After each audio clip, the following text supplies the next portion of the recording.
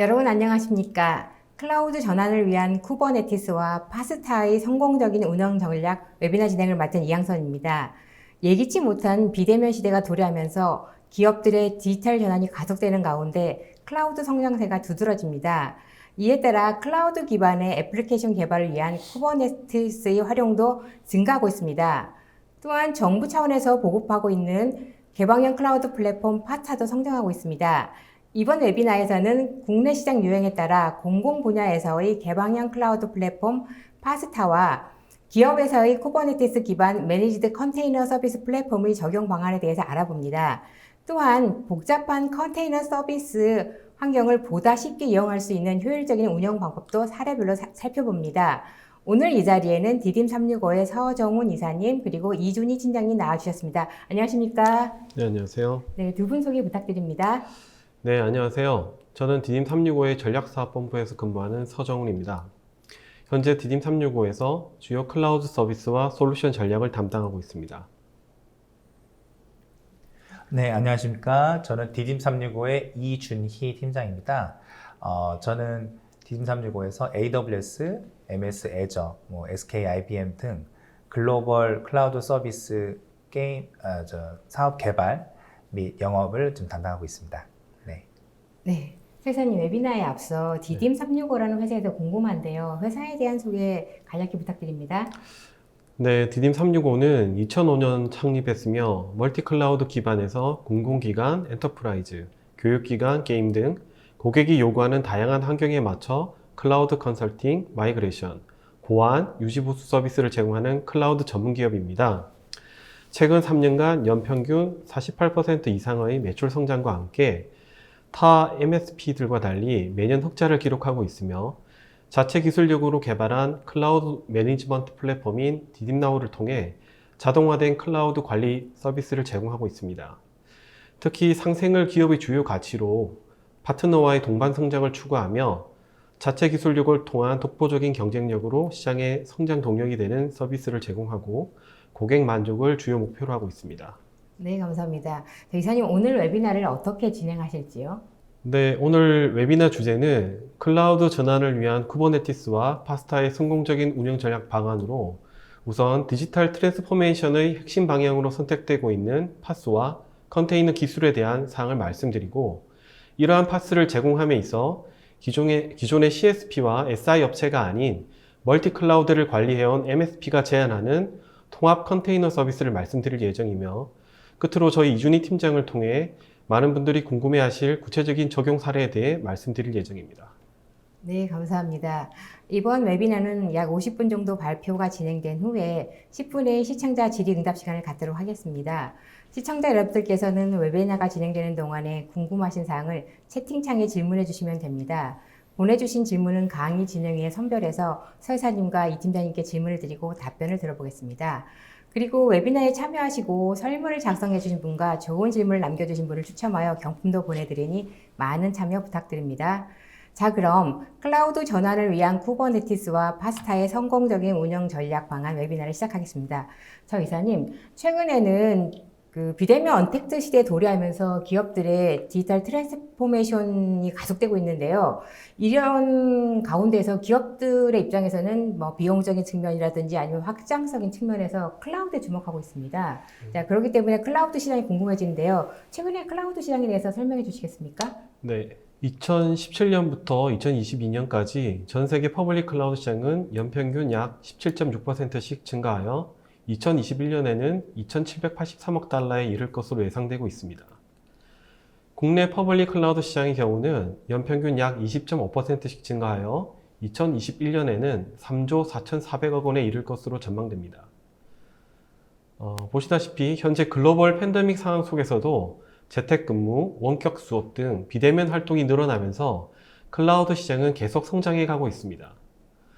다만 국내의 경우 클라우드 활용에 있어 OECD 평균 30.6%의 절반에 미치지 못하는 12.9% 수준으로 보고되고 있으며 이는 국내에서는 엔터프라이즈와 공공시장 주도로 시장이 성장하고 있음을 보여줍니다. 다만 그만큼 국내 시장의 경우 더욱 큰 시장 성장 기회를 가지고 있음도 함께 보여주고 있습니다.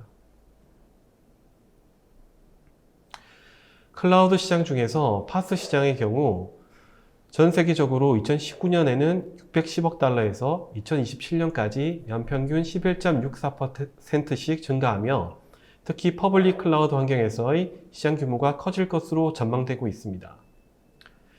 그 외에 파스 영역별 비용 지출 현황을 보면 데이터베이스, 애플리케이션, 비즈니스 분석 순서로 많이 사용되고 있습니다. 현재 기업들의 디지털 트랜스포메이션의 방향을 살펴보면 주요 방향으로 4가지를 들 수 있습니다. 첫 번째는 가용성으로, 이는 장애나 재발생에 대한 무중단 서비스가 가능한 것을 말합니다.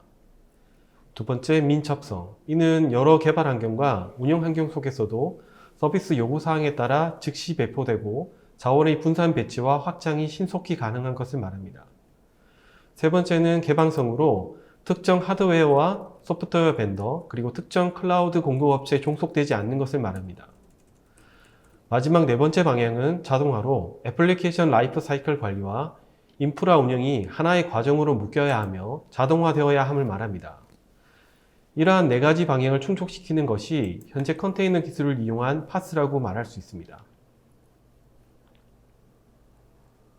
그리고 올해 2020년 엔터프라이즈 기업들의 클라우드와 관련한 핵심 트렌드를 살펴보면 대부분 2곳 이상의 업체로부터 클라우드를 이용하는 멀티 앤 하이브리드 클라우드 시대가 도래하며, 두 번째로 클라우드 자원과 비용 최적화 전략 마련이 주요 이슈가 될 것이고, 세 번째로 컨테이너와 마이크로 서비스를 활용하여 기업 내 애플리케이션을 현대화하게 될 것입니다.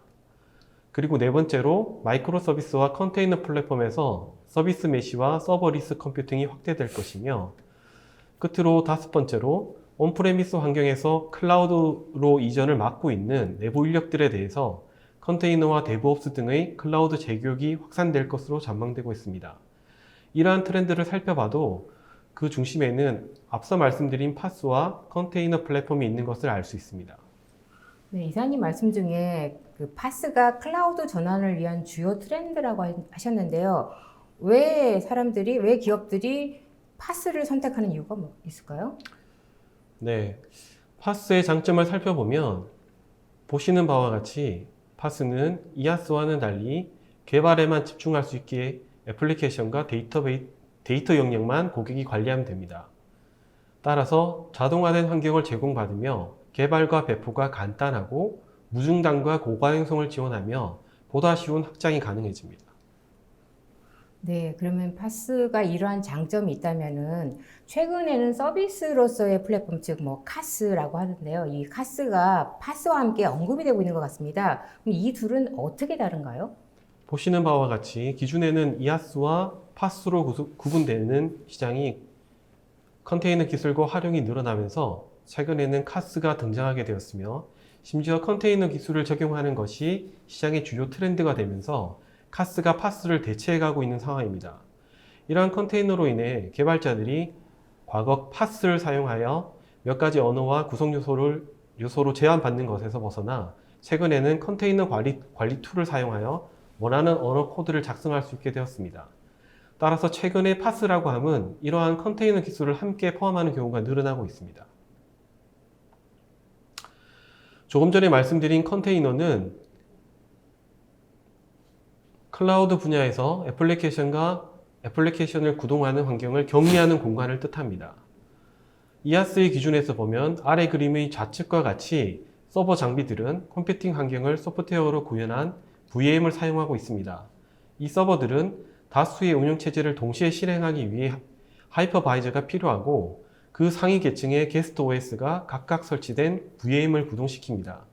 반면에 컨테이너로 구성된 서버는 아래 그림의 오른쪽과 같이 하이퍼바이저를 사용하지 않고 CPU, 램, 디스크, 네트워크와 같은 운영체제의 자원을 필요한 만큼 격리하여 컨테이너에 할당합니다. 이러한 컨테이너 기술의 장점은 서비스 추가 및 확장 시 구조적으로 게스트 OS가 없기 때문에 용량이 적고 가벼워 컨테이너 배포에 드는 시간이 수초에 불과하며, 기존 VM 방식에 비해 시스템 성능 부하가 적습니다. 또한 서버 전체 자원을 효율적으로 이용할 수 있으며 라이센스 비용 또한 낮출 수 있습니다. 그리고 구동 방식이 매우 간단합니다. 하지만 이러한 여러 장점을 가진 컨테이너들은 OS 커널을 공유하기 때문에 하나의 컨테이너가 무리하게 자원을 사용하게 될 수 있습니다. 물론 자원 할당량을 사전에 지정시켜 줄 수 있지만 만약 이러한 상황이 발생하면 컨테이너에 장애가 발생하게 됩니다. 그리고 이러한 컨테이너가 엄청나게 많아진다면 그 관리와 운영이 어려워져서 오히려 운영상의 효율성이 떨어지게 됩니다. 앞서 말씀드린 컨테이너의 단점을 해결하기 위해 나온 것이 바로 쿠버네티스입니다.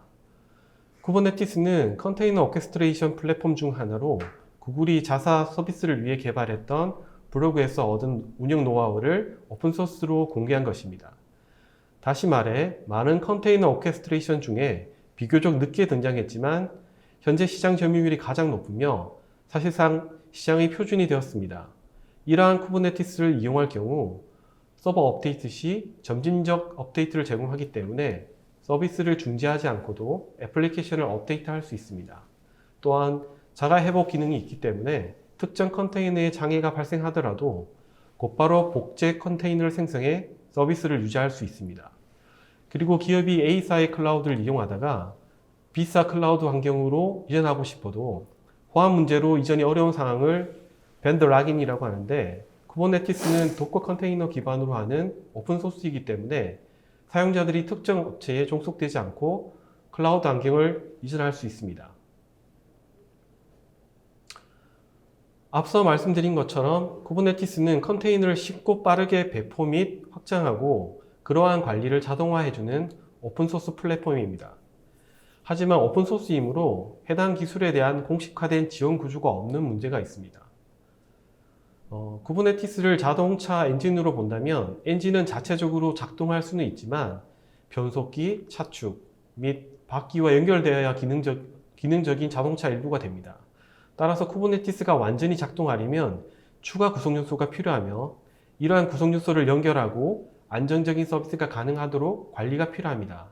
이러한 완전한 형태의 쿠버네티스 서비스가 가능하도록 하는 것이 앞으로 말씀드릴 딥너포 쿠버네티스입니다. 네, 클라우드를 효율적으로 활용할 수 있는 대표적인 컨테이너 오케스트레이션 플랫폼 쿠버네티스와 파스에 대한 설명을 잘 들었는데요. 그렇다면 이러한 파스를 국내에서는 많이 도입되고 있는지 궁금한데요. 어떻습니까? 네, 앞서 말씀드린 바와 같이 파스는 엔터프라이즈 기업들의 디지털 트랜스포메이션의 주요 방향으로서 현재 국내의 경우 엔터프라이즈 시장과 공공시장으로 나누어 볼 수 있습니다. 엔터프라이즈 시장을 보면 쿠버네티스 기반의 파스 도입은 2018년을 기점으로 국내 금융사를 중심으로 진행되고 있습니다. 그리고 공공시장의 경우 자체 구축 및 퍼블릭 클라우드 환경에서 오픈파스인 파스타를 통해 클라우드 파운드리와 쿠버네티스를 적용하고 있습니다. 네, 이사님 말씀 중에는 이제 국내 기업들 같은 경우에는 주로 금융권에서 파스를 활발히 도입하고 있고 공공기관의 경우에는 파스타를 도입한다고 말씀하셨는데요. 이 파스타는 구체적으로 무엇을 말하는 건가요? 파스타는 오픈파스라는 슬로건으로 과학기술정보통신부의 지원 아래 한국정보화진흥원과 국내 기업에서 공동 개발해 소스 코드를 공개한 개방형 클라우드 플랫폼을 말합니다. 현재 다양한 국내 클라우드 기업들이 참여하고 있으며 특히 오픈소스를 활용하여 개발한 소스 코드를 실시간 공개하고 있습니다.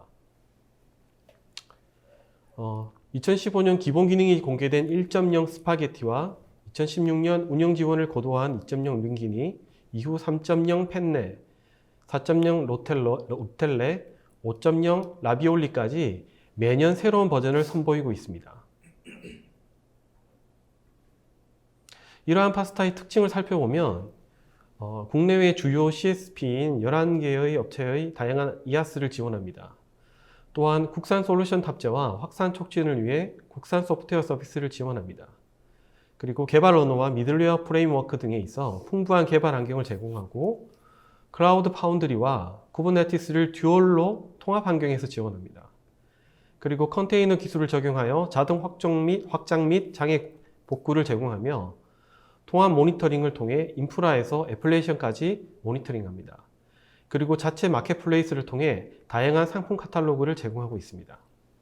네, 말씀하신 대로 개방형 파스 플랫폼인 파스타는 이제 국내 클라우드 기술의 발전을 위해서 마련된 것 같은데요. 자, 그렇다면 이렇게 파스를 도입하려는 이유와 또 도입하려면 어떻게 해야 될까요? 네, 앞서 컨테이너 기술과 파스의 여러 장점들, 그리고 이용 방향에 대해 말씀드렸는데요. 파스를 쓰는 가장 큰 이유는 바로 마이크로 서비스 아키텍처를 구현하기 위함입니다.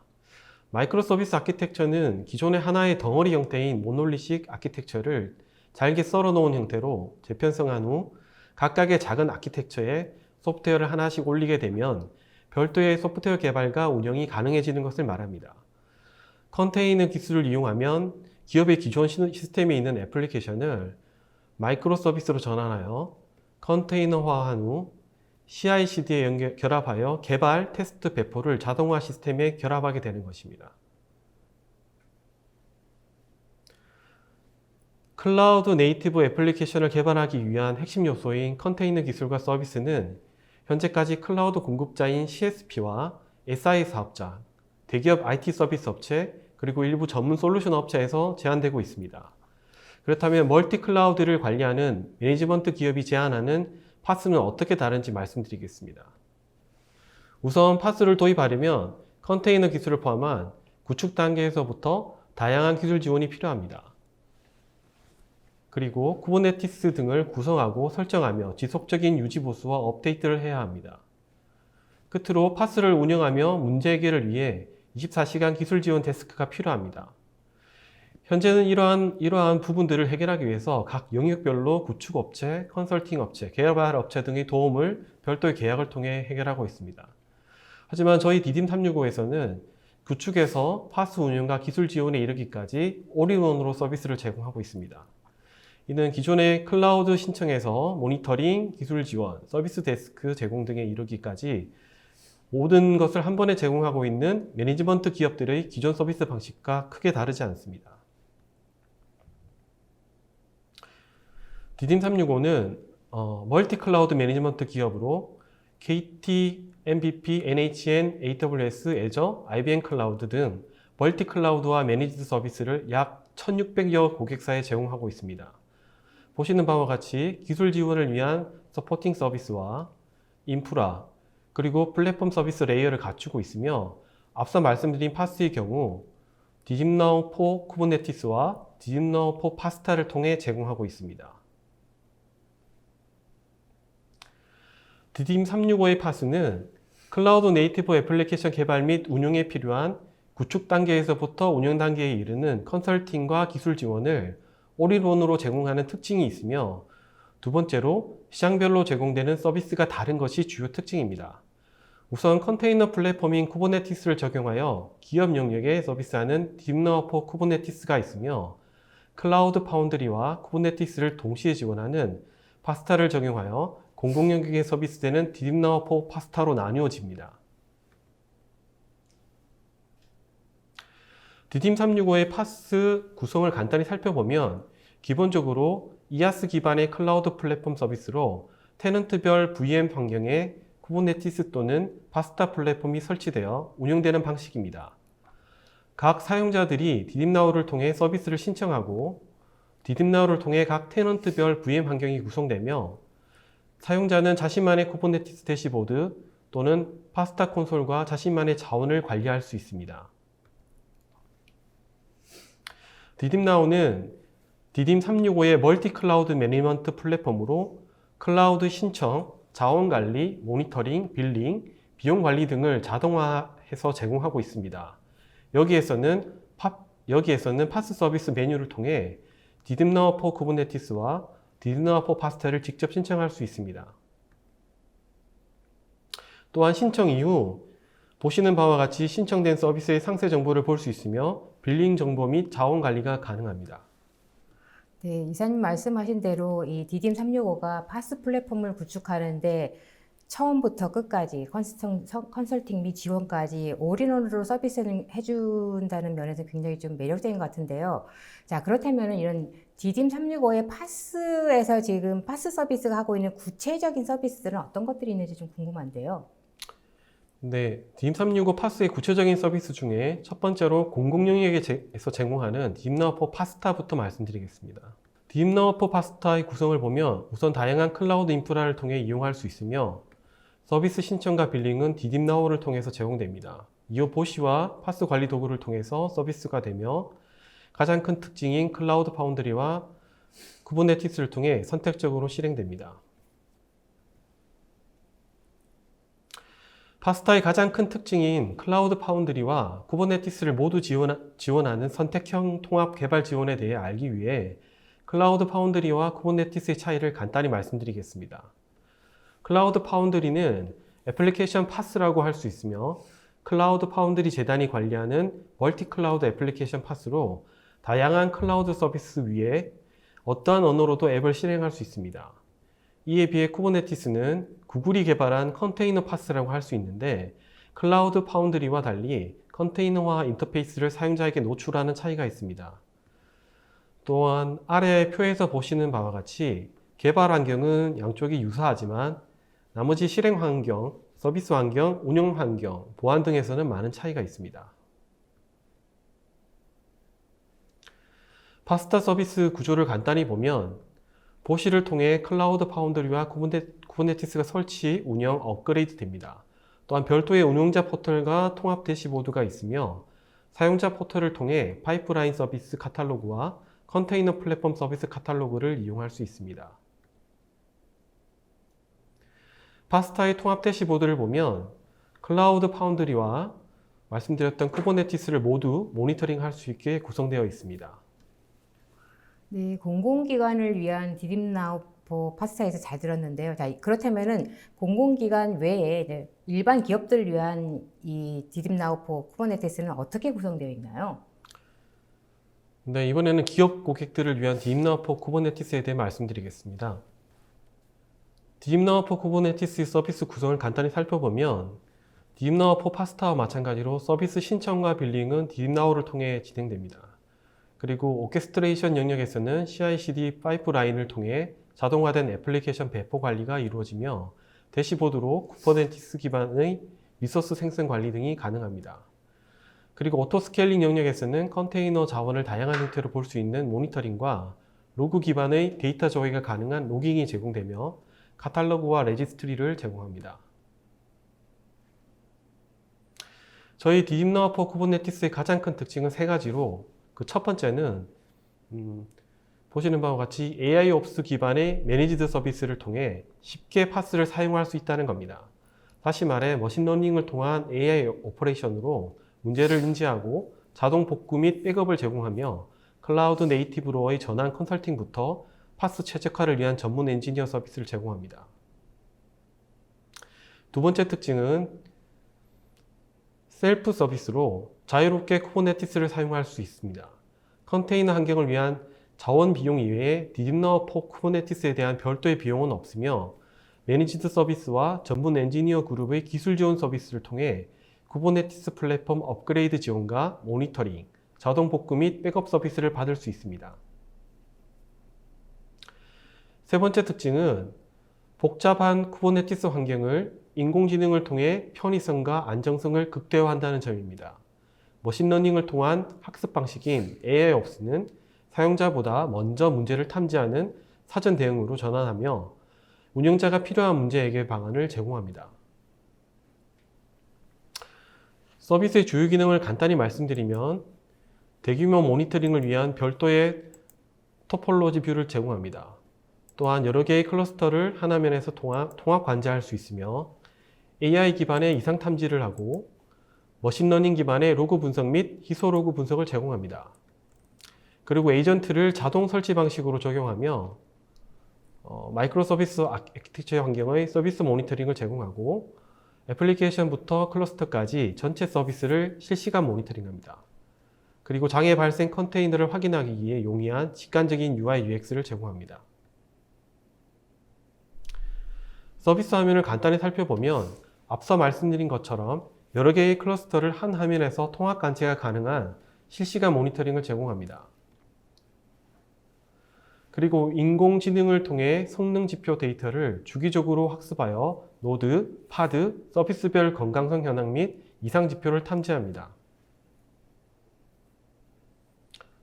또한 전체 클러스터 노드, 파드, 컨테이너를 보기 쉽게 구조화한 뷰를 제공합니다. 앞서 보여드린 딥나우 포 쿠버네티스를 통해 비용을 낮추고 안정성을 높인 사례를 간단히 말씀드리겠습니다. 보시는 바와 같이 이는 기존의 AWS에서 EAS를 이용하던 고객이 실제로 필요한 자원량인 파란색 그래프에 대응하기 위해 계단식으로 자원을 늘려 나갔습니다. 이는 매우 일반적인 사용 형태로 이 경우는 보시는 바와 같이 신청해둔 자원에 비해 실제 필요한 자원량이 커짐으로 인해 노란색 영역의 장애 발생과 귀의 손실이 일어나게 되었습니다. 또한 실제 필요한 자원량에 비해 미리 신청해둔 자원이 많은 경우 과다 비용이 발생하게 됩니다. 이에 비해 딥나우 포 쿠버네티스로 변경 이후에는 필요한 자원량에 자원 신청량이 대응하게 되어 있어 시스템 자원 보유량이 최소화가 되었으며 일시적인 수요 급증에 대해서도 확장성과 가용성을 확보하게 되었습니다. 결과적으로 해당 업체는 연 40%의 절감 효과를 보게 되었습니다. 네, 디딥나우 포 쿠버네티스가 비용을 낮추고 안정성을 높인다는 점에서는 기업들에게 굉장히 매력적인 것 같습니다. 조금 전 설명에서 디딥나우 포 쿠버네티스를 이용한 기업이 직접 AWS를 사용할 때보다 많은 비용 절감 효과를 얻었다고 하는데요. 저 이주희 팀장님, 이러한 사례에 대해서 좀 알고 싶은데요. 우선 소프트웨어 개발 기업의 경우는 어떻게 활용할 수 있을까요? 네, 제가 이후에 A, B, C, D 4개 회사의 사례를 차례대로 좀 설명을 해드리도록 하겠습니다. 2014년 당시 A사는 톰캣 인프라 기반의 모놀리스 애플리케이션을 가지고 있었으며 전체 배포 절차가 엄청 복잡했습니다. 한 엔지니어가 기능을 구축한 다음 풀 요청을 생성하고 QA 또는 다른 엔지니어가 그 기능을 검증하고 그런 다음에 병합하고 또 다른 사람이 배포를 처리했고요. 이러다 보니 파이프라인에서 기능을 프로덕션에 제공하려면 항상 병목 현상이 일어났습니다. 이로 인해 다음과 같은 문제점들이 드러났습니다. 전 세계에 분산된 팀 간의 일정 조율을 위한 소통의 어려움이 있었으며 한정된 자원에 대한 부서 간 이기주의가 발생하기 시작했습니다. 그리고 모든 참가자들이 전체 절차에 대한 통합된 시야가 없기 때문에 매일 아침 9시에 상태 확인을 위한 전화 통화가 일상이었습니다. 여러 릴리즈 간의 종속성 관리가 어렵다 보니 개선이 필요한 영역을 제대로 분석할 수 있는 가능성도 줄어들었습니다. 40여 명으로 구성된 엔지니어링 팀은 빠른 성장을 원하고 있었고 A사 입장에서는 제품에 점점 더 많은 기능을 추가하기를 원했습니다. 이에 따라 플랫폼 팀에서 타 부서의 여러 팀의 의견을 취합한 결과 Node.js에서 스프링 붓 자바까지 다양한 프레임워크와 언어를 사용하여 어플리케이션을 배포해야 한다는 의견이 지배적이었습니다. 플랫폼 팀에서는 더 빠르게 팀의 역량이 성장하기 위해 다음 단계의 인프라스트럭처와 자율적으로 배포하고 프로덕션 서비스를 책임질 수 있는 시스템이 필요하다는 결론에 이르렀습니다. 플랫폼 팀은 운영팀과 협업해서 A사의 인프라에 대한 더 많은 제어 및 액세스 권한을 확보하였습니다. 그리고 여러 가지 오케스트레이션 기술의 프로토타이핑을 시작했습니다. 당시만 해도 2014년이었으니까 쿠버네티스는 조금 음지에 있었고 잘 알려지지 않은 기술이었습니다. 하지만 커뮤니티, 풀 리퀘스트 수, GitHub의 속도 등을 검토한 결과 이 기술이 상당한 동력을 가지고 있음을 알 수 있었습니다. 그리고 무엇보다도 다른 기술보다 관리하기가 훨씬 수월했습니다. 쿠버네티스 플랫폼은 지난 몇 년 동안 엔지니어링 조직의 역량이 10배 이상 성장하는 데 핵심적인 역할을 했습니다. 소규모의 팀으로 분리되어 사업 구조의 중요한 부분만 전담하여 전체 코드베이스에 대한 제한된 지식만으로 각각 분리된 전문 영역에서 운영합니다. 이는 복잡성을 계속해서 줄일 수 있고 분업화를 가속시킵니다. A사의 클라우드 네이티브 스택에 gRPC, 플루언티D도 포함되어 있으며 오픈 센서스로 설정 작업을 진행합니다. 이 플랫폼에는 이미 프로메테우스가 통합되어 있기 때문에 팀이 서비스를 배포할 때마다 알림을 받을 수 있습니다. 예를 들면 테스트 환경에서는 슬랙 메시지만 받도록 하고 프로덕션에서는 슬랙 메시지와 호출도 받도록 할 수 있습니다. 이는 운영팀이 서비스에 대한 제어권이 더 많아짐을 의미합니다. 지금은 모놀리스 어플리케이션이 여전히 존재하지만 커밋과 기능은 점점 더 적어졌습니다. 모든 팀이 표준화된 새로운 서비스 인프라에 배포하고 있으며 프로덕션 환경에서 50개 이상의 마이크로 서비스와 한국, 호주, 독일, 미국 등 전 세계에 걸쳐 AWS 및 온프레미스에 배포된 15개의 쿠버네티스 클러스터를 보유하고 있습니다. 쿠버네티스 플랫폼이 배포 시간에 미치는 영향 때문에 궁극적으로는 매우 효과적이라고 볼 수 있습니다.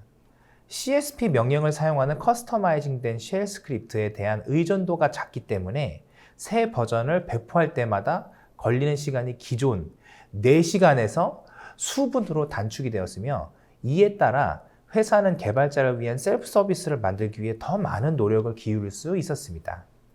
새로운 서비스를 온보딩할 때 지라 티켓이 필요하지 않고 타부서와의 회의도 필요하지 않습니다.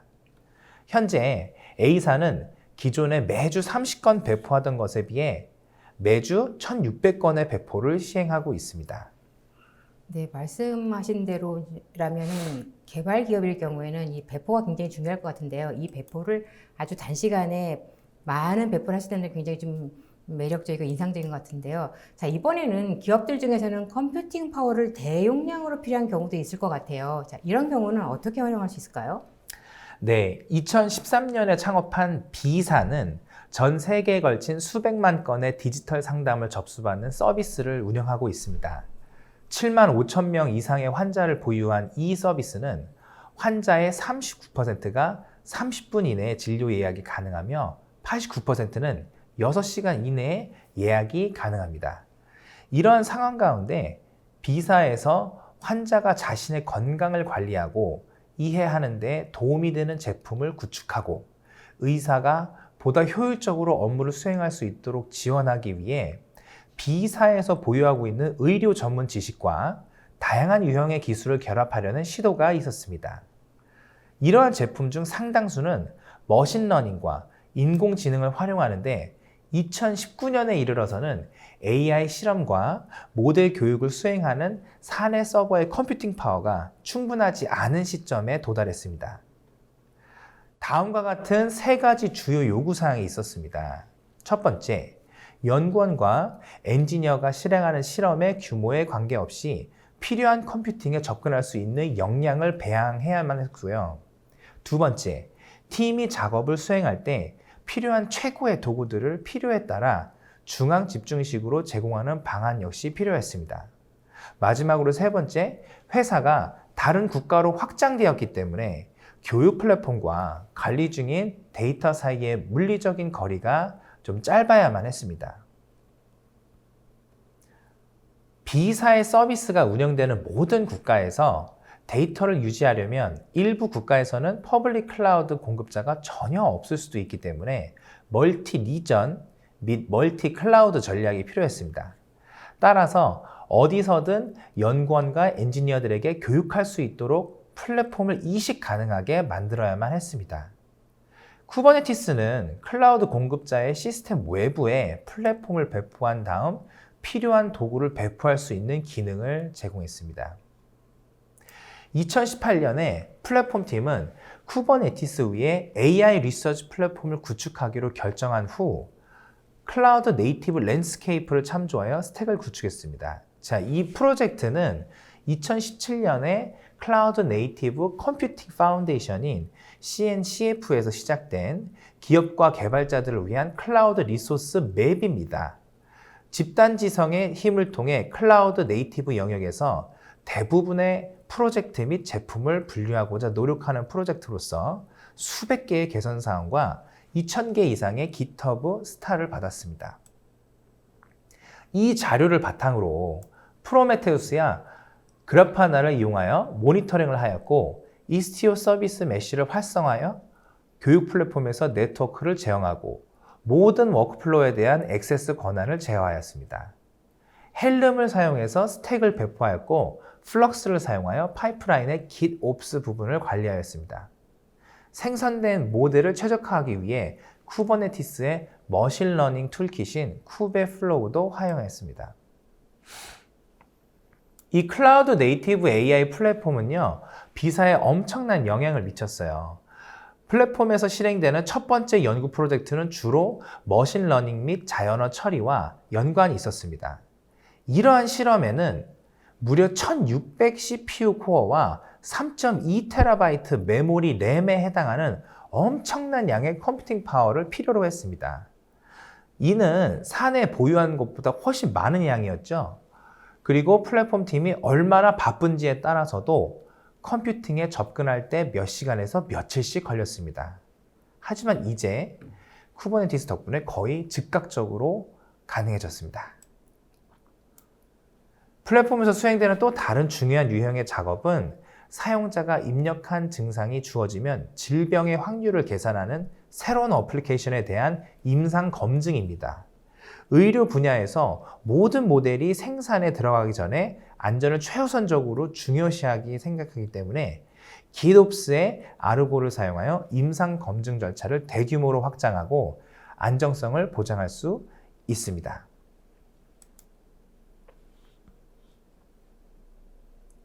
연구자들이 새로운 버전의 모델에 대한 결과를 얻으려면 최대 10시간을 기다려야만 했었어요. 하지만 쿠버네티스를 적응한 후 시간이 20분 미만으로 줄어들었습니다. 또한 이전에는 한 번에 하나의 임상검증만 실행할 수 있었지만 이제는 필요한 경우 여러 가지의 임상검증을 병렬적으로 실행할 수 있습니다. 지난 3년 동안 B사의 직원 수가 100명에서 1600명으로 늘어났다는 점을 감안하면 이러한 시간의 단축은 엄청난 비용 절감으로 이어집니다.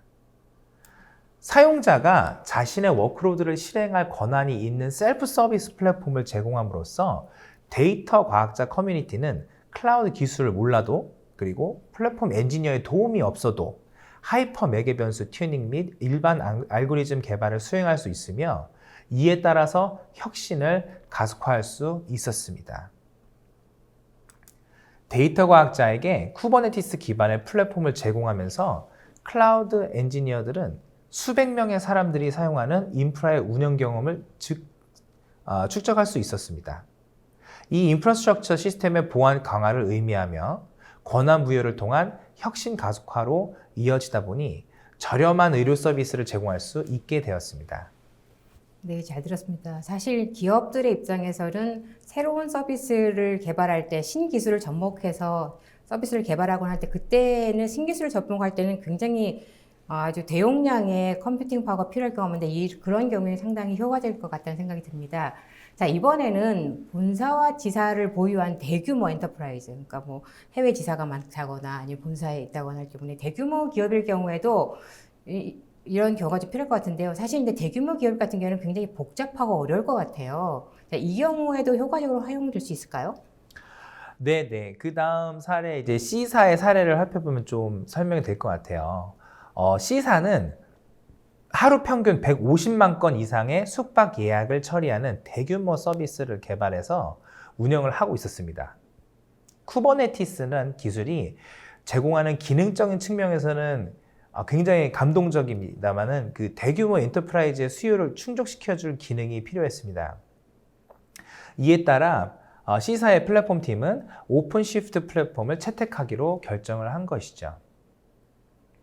오픈시프트에 대해 잠깐만 설명을 해드리자면은 레드햇에서 개발한 컨테이너 소프트웨어 제품군입니다. 이 제품군에서 주력 제품은 오픈시프트 컨테이너 플랫폼이라는 것이고요. 레드햇 엔터프라이즈 리눅스를 기반으로 쿠버네티스가 조정하고 관리하는 도커 컨테이너를 중심으로 구축된 온프레미스 플랫폼이라고 보시면 됩니다. 쿠버네티스는 오픈소스 프로젝트지만 오픈시프트는 다양한 엔터프라이즈 기능이 포함된 제품입니다.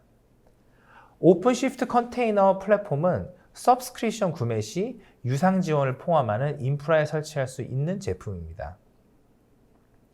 클러스터의 오픈시프트 서브스크립션을 갱신해야 하며 클러스터가 커지면 더 많은 금액을 지불해야 되는 거죠.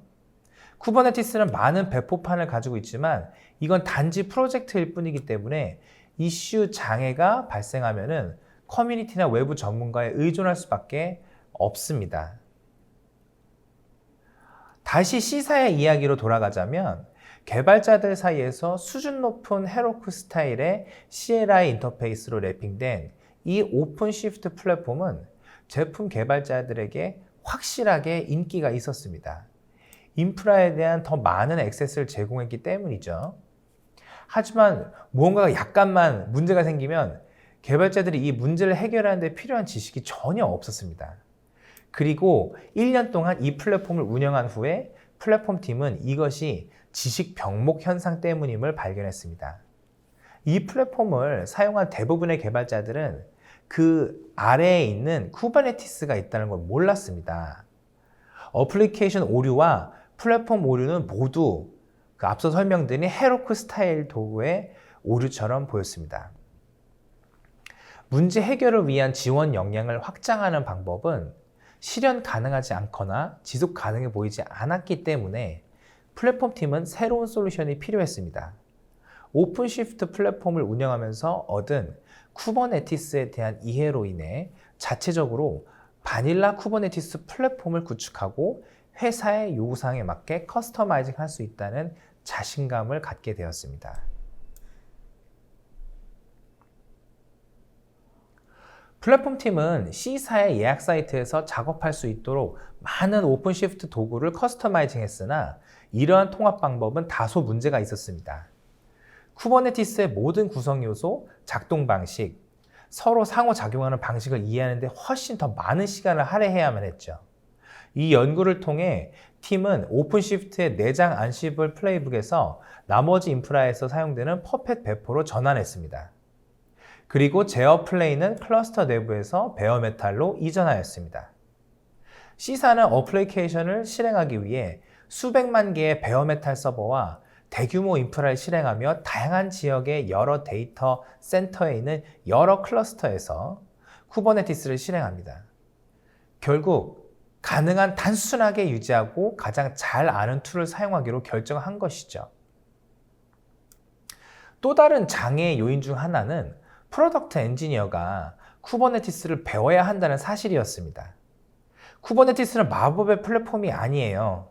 그렇기 때문에 개발자는 어느 정도의 학습을 해줘야 하고 이들이 그 지식에 대한 접근성을 높이기 위해 교육, 블로그 게시물, 비디오, 유데미 학습 과정을 제공했습니다.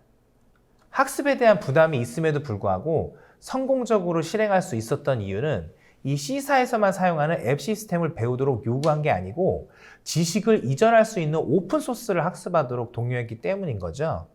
엔지니어들은 결국 쿠버네티스를 배움으로 인해서 자기 자신의 경력에 본인의 시간과 리소스를 투자하게 되는 상황이었던 거죠. 이 전략이 성공했다는 분명한 신호 중 하나는 커뮤니티의 Q&A 채널에서 사용자에게 질문이 있을 때 다른 프로덕트 엔지니어가 바로 응답한다는 것입니다. 회사 외부의 생태계 표준인 것이 눈에 띄게 큰 도움이 되기 때문에 사람들은 그 지식에 투자하고 다른 사람들과 공유한 데 가치를 느끼게 되었습니다. 컨테이너 이전에는 새로운 서비스를 만들 때 개발자가 퍼펫을 이해하려면 며칠에서 몇 주까지 걸렸어요. 그런데 새로운 플랫폼에서는 10분이면 충분합니다. 자원에 접근하는 데 걸리는 시간이 엄청나게 줄어들면서 새로운 플랫폼에서 처음 8개월 동안 약 500개의 새로운 서비스가 구축되었고 하루에 수백 건의 배포가 이루어집니다. 이 서비스는 서로 다른 계약 계층을 제공합니다. 하지만 기본적으로 쿠버네티스일 뿐이거든요. 쿠버네티스를 잘 아는 사용자라면 GK 또는 AKS에서 얻을 수 있는 것과 같은 쿠버네티스 API를 제공하고 있습니다. 회사 내부의 모든 업무는 단순한 바닐라 인프라보다 더 큰 부가가치를 가지기 때문에 메인 스택인 펄하고 자바에 대한 기본 이미지 세트를 제공합니다. 플랫폼에서는 엠보이, 헬름, 프로메테스와 같은 다른 CNCF 기술도 포함되어 있습니다.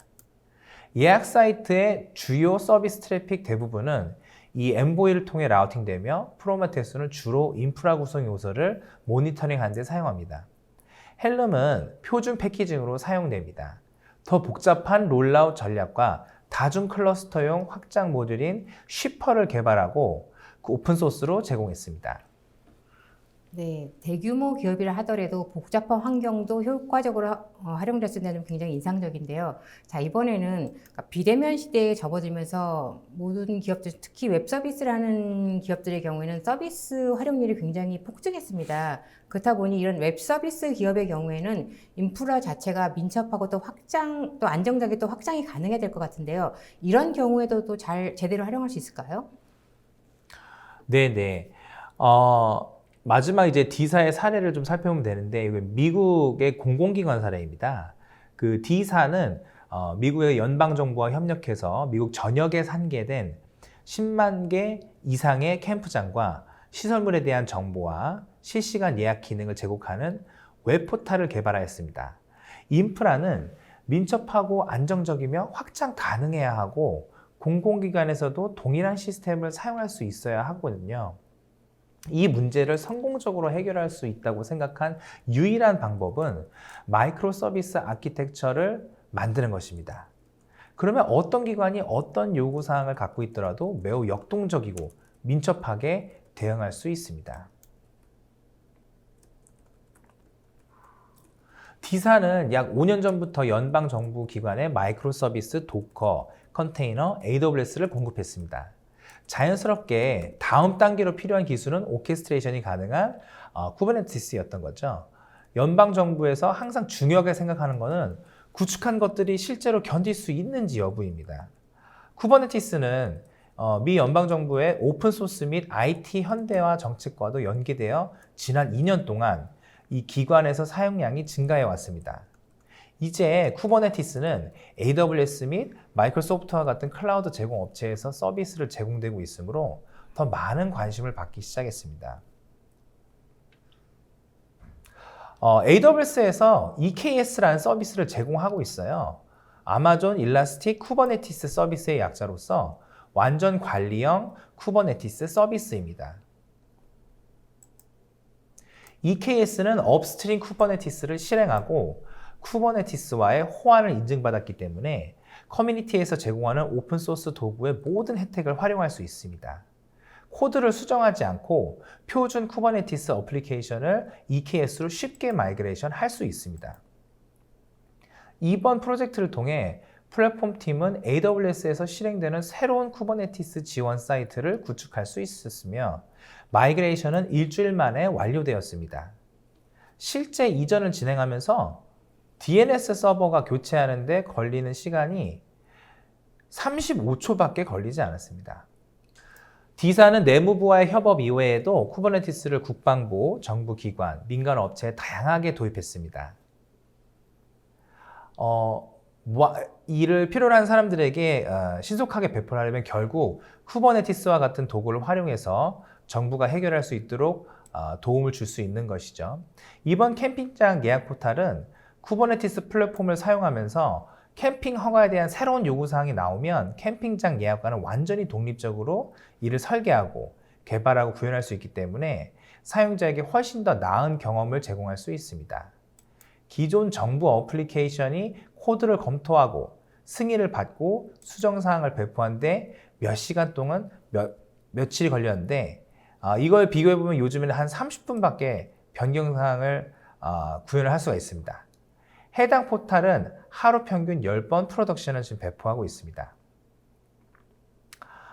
기존의 그 대규모 모놀리스 아키텍처를 운영하는 것은 매우 비싸고 현대적인 쿠버네티스 플랫폼으로 마이그레이션하면 비용이 50% 정도 절감될 수 있습니다. 쿠버네티스만으로도 당일 이벤트의 자원이 우선시되므로 비용을 크게 절감할 수 있는 것이죠. 예를 들면 인기 있는 캠프장 출시 기간 동안 캠핑 관련 서비스는 확장되고 허가 서비스는 축소됩니다. 배포 확장, 안정성을 유지하고 이 모든 것을 더 저렴하게 유지 관리할 수가 있습니다. 네, 팀장님 말씀을 들으니 실로 다양한 분야에서 이 쿠버네티스가 잘 활용되고 있는 것 같은데요. 팀장님께서 아까 말씀하실 때 쿠버네티스는 마법이 아니라고 하셨지만 설명을 들으니 다양한 규모와 산업의 맞춤형처럼 활용될 수 있다는 점이 굉장히 이 쿠버네티스의 성장성을 높이고 또한 표준화를 이끌었던 지름길이 아닌가 싶습니다. 네, 이사님과 팀장님께서 강의하신 동안에요, 시청자분들의 반응이 뜨거웠습니다. 질문도 상당히 많이 쏟아졌는데요. 자, 시청자분들이 주신 소중한 질문을 골라보겠습니다. 네, 유주연님께서 주셨는데요. 파스가 하이브리드 클라우드와 멀티 클라우드의 해결 방법이 되는 이유는 무엇인가요? 라고 하셨는데요.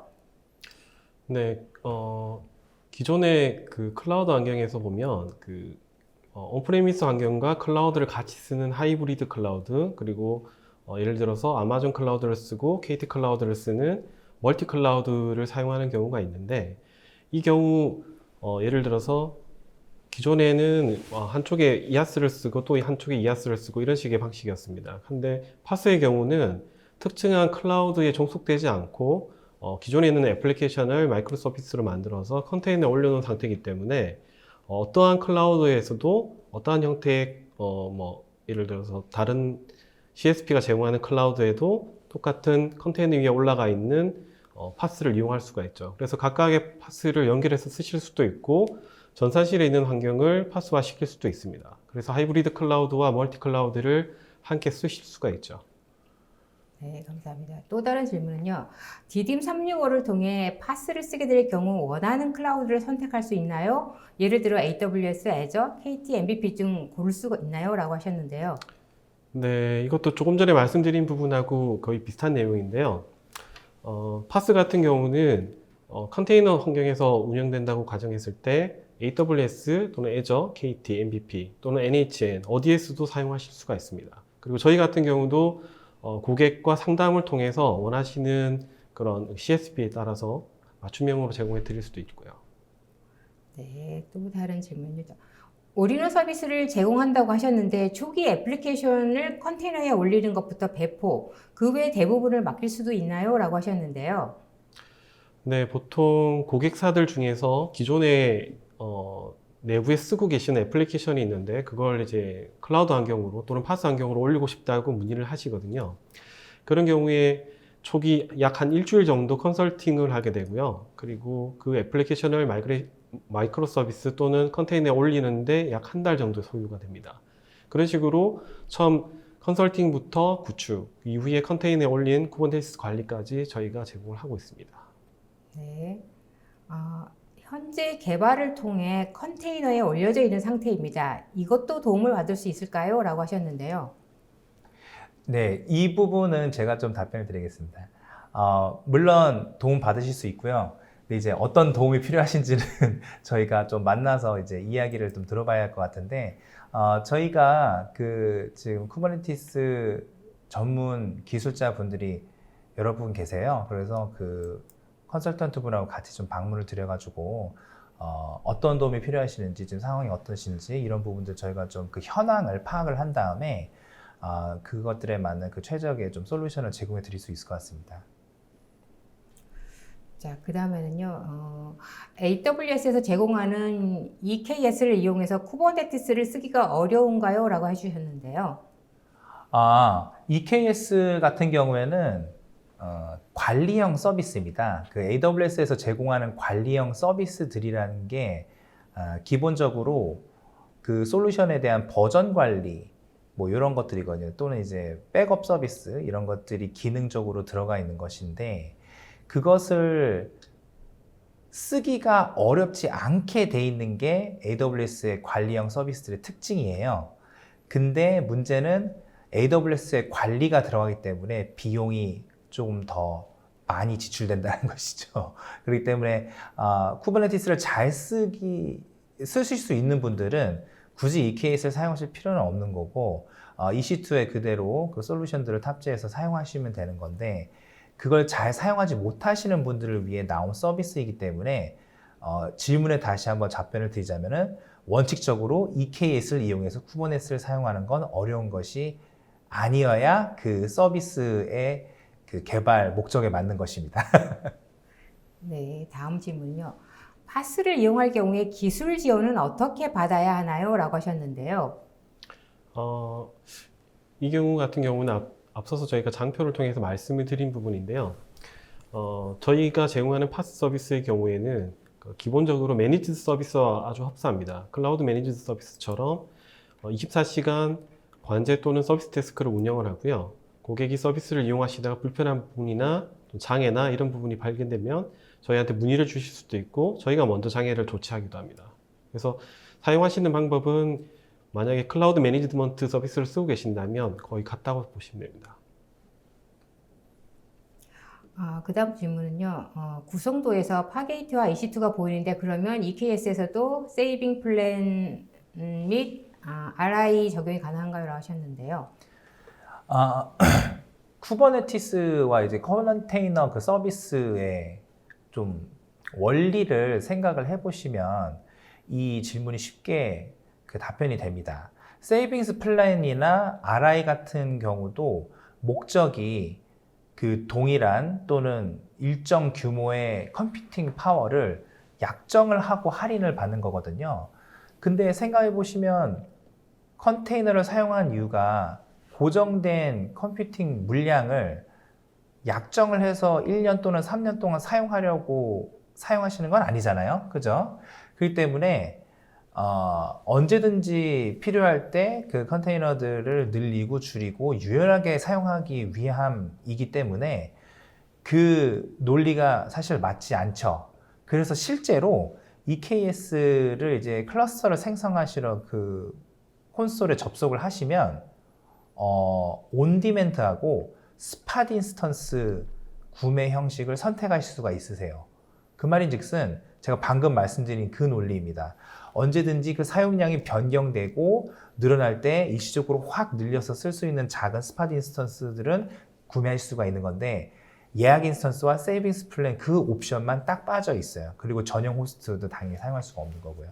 때문에 질문에 답을 드리자면 EKS는 RI와 SP가 적용이 불가합니다. 네.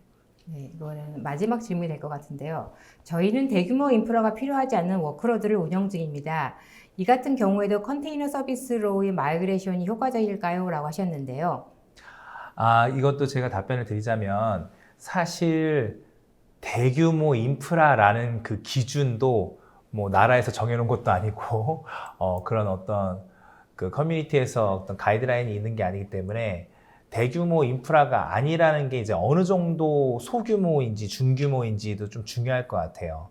제가 생각했을 때는 이제 저희가 온프레미스를 기준으로 생각했을 때 서버를 최소한 15대 이제 그 사용과 상관없이 서버의 그 사용과 상관없이 한 15대에서 20대 이상 사용하시는 분들에게 이 쿠버네티스와 이제 파스 서비스로 전환을 하시면은 비용 절감이 확실하게 있으실 것 같아요. 왜냐면은 이제 10대 미만의 서버들을 운영하시는 업체 입장에서는 사실 비용 효율성을 따지고 놓고 봤을 때 그 서버들을 또 이전하는데 사실 마이그레이션 비용이 또 들어가는 거거든요. 거기에 이제 컨설팅 비용도 들어가는 거고, 파스로 이전을 했을 때 그 서비스가 중단이 될 수도 있는 거잖아요. 무중단으로 이제 이전이 되면 좋겠지만, 그럼 그 중단됐을 때 발생하게 되는 그런 이제 기회 비용들, 이제 이런 것들을 다 따져보셨을 때, 과연 이제 우리가 이 소규모의 인프라를 쿠버네티스로 가는 게 유리할 것인가에 대한 부분은 사실 아무리 작은 소규모 인프라를 하더라도 사용 그 형식이나 패턴이 파슨을 꼭 사용해야 되는 경우면은 제가 봤을 때는 가는 게 의미가 있다고 보거든요. 근데 뭐 예를 들어서 웹 서비스를 하고 계신데 쇼핑몰 운영하시는데 접속자가 생각보다 많지 않거나 뭐 트래픽이 이렇게 뭐 늘었다 줄었다 이렇게 하는 경우가 아닌 이상 사실 그냥 그대로 유지를 하시는 것도 괜찮은 방법이긴 하거든요. 그래서 확실한 거는 이 컨테이너 서비스, 쿠버네티스 파스 서비스들은 인프라 규모가 커질수록 더 비용 최적화 효과가 더 잘 나온다라는 말씀을 드리고 싶습니다. 예. 네, 감사합니다. 방송 후에는 설문에 참여해주신 분과 좋은 질문을 남겨주신 분을 추첨하여 경품을 보내드리겠습니다. 두 분 수고하셨습니다. 네. 자, 두 분 오늘로써 두 번째 지금 웨비나를 참석하셨는데요. 두 분 소감 부탁드립니다.